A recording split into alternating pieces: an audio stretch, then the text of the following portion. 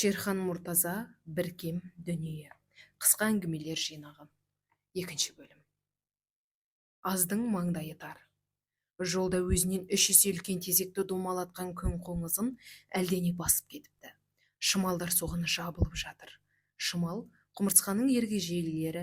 Мыңы жиналып қоңыздың үлкендігіне жетпейді, бірақ мыңы жиналып әлгі өлікті жылжытып барады. Қайда барады? Әлде азық қыла ма? Әлде арулап көмгісі келе ме? Сірә азық шығар. Қу тамақ. Әлгі қоңыздың өзі де қу құлқының құрбаны болған. Дүниенің кейпиетіне қарап тұрсаң, тіршіліктің бәрі осындай. Көпшілік азшылықты аямайды. Тіпті жеңімпаз Құбылайдың өзін қытайлар кезінде лек-лек төмен әскерімен түп-түгел жұтып жіберді. Жеңімпаздардың өзі қытайланып кетті. Сонда ақырғы жеңімпаз кім? Бұл қай сипатты дүние? Дар мен даңқ. Өлтіру оңай, тірілту қиын. Сталин дәуірінде небір марғасқалар атылды. Бас айыптаушы прокурор Вышинский, СССР жоғарғы сотының бастығы Ульрих. Атылды Бухарин, Рыков, Ходжаев, Икрамов, Рысқұлов, Сейфуллин, Майлин, Жансүгіров, Нұрмақов, Мағжан Жұмабаев, тағы басқа аса ірі қайраткерлер.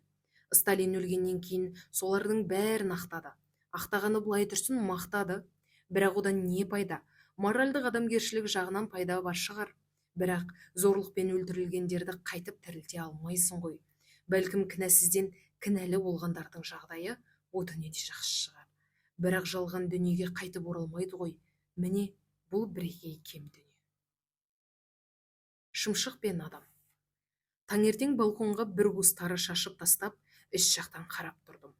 Әуелі бір шымшық келіп қонды да, тарларды абайлап шығып көрді.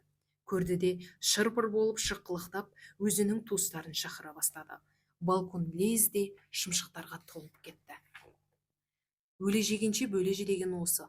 Ал айталық, адамдардан әлдекім бір сандық алтын тауып алса, шымшық сияқты өз жақындарын айғайлап шақырып алып бөлсер ме еді?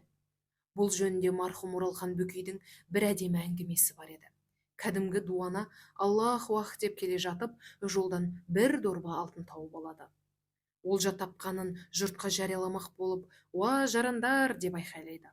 Ұдайы айқайлап жүретін дуананың бұл айқайына ешкім назар аудара қоймайды. Сонда ол ішінен сыбырлап, «Алтын тауып алдым» депті. Күнәдан пәк болды. Жалған дүниеде мұндай алдампаздық болады. Қылмыстан қылмыс. Елде қылмыстың көбеюіне жоғары төменде жемқорлар, парақорлар кінәлі. Олар қарапайым адамдардың несібесін озбырлықпен жеп қойғандықтан, адал азаматтар амалсыз түрлі қылмысқа барады. Бір қылмыс келесі қылмысты тудырады. Бір кем дүние. Туысқан қандай? Кісіге бірге туыспау керек, туысқан соң сөз қуыспау керек. Сөз қуған пәлеге жолығады, жол қуған олжаға жолығады. Әйтеке би. Пенделер бұл ақылды тыңдамайды, пәленің бәрі содан. Ашу мен ақыл. Ашу бар жерде ақыл тұрмайды депті Төле би. Адамдардың көп ашушаң, ақыл қайдан болсын? Бір кем дүние. Қылтанақ. 99 жастағы Британия королевасы Елизавета бір балық аулағанды ұнатады екен. Бірде тамағына қылтанақ тұрып қалады. Операция алдында королева айтты дейді. Талай балықтың тамағының қармақ салып едім, енді балық менен өшін алды депті. Патша басымен қақалғаны ұят болған екен. Бұл да бір кем дүние. Кім қарыздар? 43-ші жырлы қаһарлы қыз. Есік алдындағы күлтөбе. Шымшықтар күлден тамақ іздейді. Күлде қандай тамақ бар? Шымшықтар аш, біз де ашпыз. Күл үстіне қыл тұзақ қоямыз. Тұзаққа түскен шымшықты отқа қақтап жейміз. Обал. Қазір күнде балконға жем шашып тастаймын. Шымшықтар баяғымды кешіре көр деп. Бірақ бұл шымшықтар біз тоқымдай жерге тар еккенде жеп қоятын. Сонда кімнен кім кешірім сұрау керек? Бір Алла біледі. Кәусар жыр. Баяғыда ақын Дулат кеудеме қайғы толған соң Кәусар жырмен жуынам деп жазып еді. Ал Кәусар жыры жоқтар не істейді? Бір Алла біледі. Аз сөйле, көп тыңда. Адамда бір ауыз екі құлақ бар. Демек, аз сөйлеп көп тыңда дегеннің белгісі шығар жаратқанның. Бір Аллаға аян. Оқымайтын бастықтар. Таңертең емхананың алдына шығып, аяқ қолымды ербеңдетіп, зарядка жасап тұр едім, қасыма домалаңдаған кішкентай кемпір келді. Дұрыс қимылда, деді. Танитын сияқтымын, шырамытамын, жыға танымадым.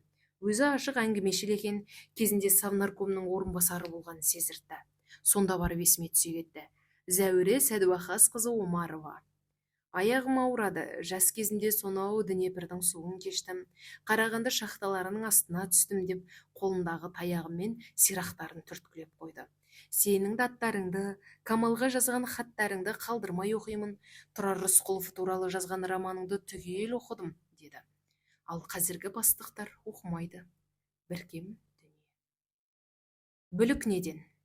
Адамның жүрегінен от көрініп тұратын болса, жақсы адамдікі жұлдыздай жарқырап тұрса, жаман адамдікі күңгірт қарайып тұрса, содан айыру оңай болар еді. Жақсыға жақындар едің, жаманға жоламас едің. Өкініш, ондай белгі жоқ. Тану қиын. Дүние содан бүлікшіл. Жалғыздық жаман.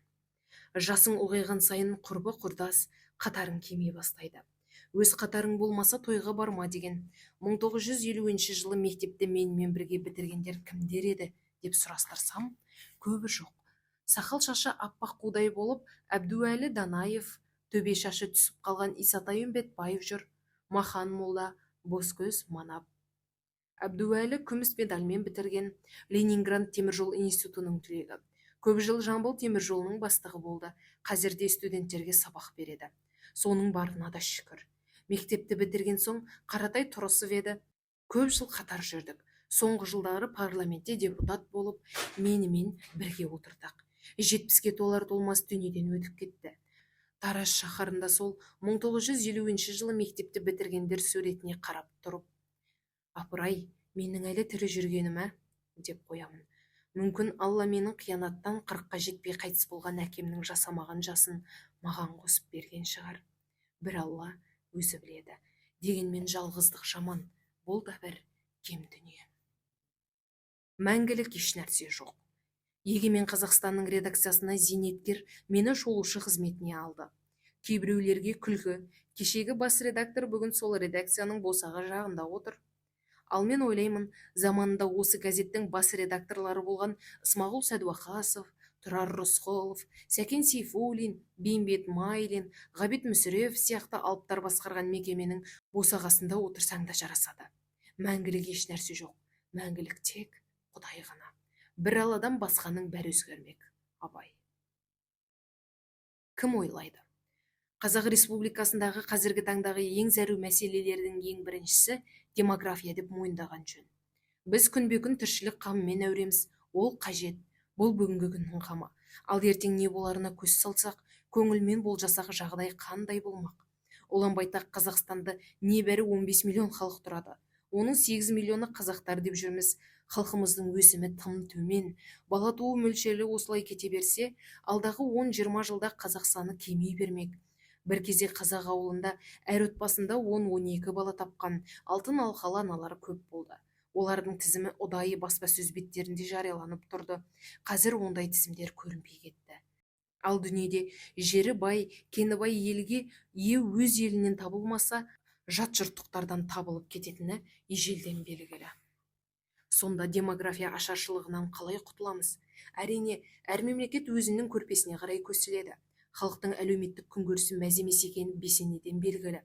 Мемлекеттің тақыр кедейлігінен емес, жемқорлардың тойымсыз жемсауына түсіп кеткендіктен. Жемқорлық, парақорлық, жалпақ тілмен айтқанда коррупция залалы халық өсіміне, ұлт өсіміне, Голощекин ашаршылығынан кем түскен жоқ сияқты. Рас, мұның бәрі таяудағы өткен шақ, бірақ әлі түзеле қойған жоқ. Дегенмен қанша талапайға түскенімен экономика біршама түзеле бастады. Ендеше мемлекет, ендігі жерде демографияны да мықтап ойлайтын мезгіл жетті. Қазір әйелдер зейнетке 58 жаста шығады. Ол қай уақытта бала туып, қай уақытта оны өсіріп тәрбиелей алады. Ендеше 4-5 бала тапқан ананың еңбектен босатып, зейнетақысын берекелетіп төлеу керек. Әр балаға жартып жәрдемақы беру керек. Бұл өте жауапты, тағдыршеш проблеманы парламент, президент мықты қолға алсын. Әйтпесе, орасан кем дүние осы болады. Жалған дүние. Арқаның таң ағарып атқанда, Құдайдан жақсылық тілеп жатқанда, қайран тілек кері кетіп, қаһарлы сұп-суық хабар жетті. Сұм дүниеден Жампуз Камал өтті. Қайран Камал, біз екеуміз бір-бірімізбен хат жазысып, бір-бірімізге ұдайы да жақсылық тілеуші едік. Елдің, қазақтың арманы мен аңсарын айтып, ол хаттар Егемен Қазақстан атты газетте жарияланып жатушы еді. Енді не болды? Заманның дидары мен кепиеті туралы сырларымды енді кіммен бөлсемін? Сен тым ақ көңіл, адал едің ғой, Камал.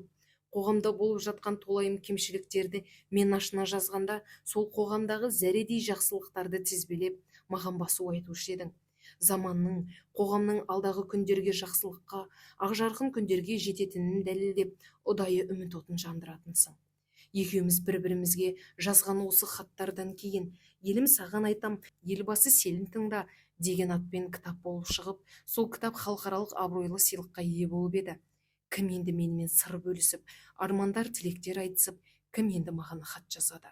Әттең дүние, екеуміз жұп жазбай Ұлытауға барып қайтып жүретін заман-ай. Сен, Камал, осы заманның Баубек Бұлқышев ағасындай батыры әрі қара сөздің ақыны едің. Сонау өткен ғасырдың 60-шы жылдарынан бері жұп жазбай, жұп жазсақ та көз жазбай, қатар келе жатқан бір жылдың төлдері едік. Жатқан жерің жәннатта болсын. Аллаху тағала о дүние қызығын берсін. Қанаттас қаламдас асыл дос, сенсіз дүние, біркем дүние. Мектептің тұғыртасы. Ұлттық кеңес жиналысында білім тұжырымдамасы талқылау. Президент резиденциясы. Мен. Байқоңыр қорлығы, Байқоңыр намысы деген ұғым туды. Унизительнее, оскорбительнее Байқоңыр. Байқоңырды өзіміз игере алмайды екенбіз, тетігін, техникасын білмейді екенбіз. Бұған біліміміз жетпей деген. Ендеше несіне кекіреміз? Ауыл мектебі, бастауыш мектеп, тұғыртасы мықты болса, үй құламайды. Бастауыш мектепте тұғыртас жоқ. Бар бәле содан. Бастауыш мектеп уыз орнына көкшалап. Мұғалім қайыршы. Одан бедел бола ма? Қаржы жоқ дейді. Бюджет салықтан тұрады. Ал бюджетке мұнайдан монша, мыстан монша, хромнан, молибден, бокситтен монша түседі деген статья бар ма? Жоқ. Қазақстан қайыршы болатындай сорлы емес. Оны сондай болуға мәжбүр етті. Ұлы ұрлық дәуірі. Сөз бітті. Әбіш Кекілбаев қолдады. Байқоңырский синдром деді. Бұл қандай кем дүние. Абылайдың түсіндей.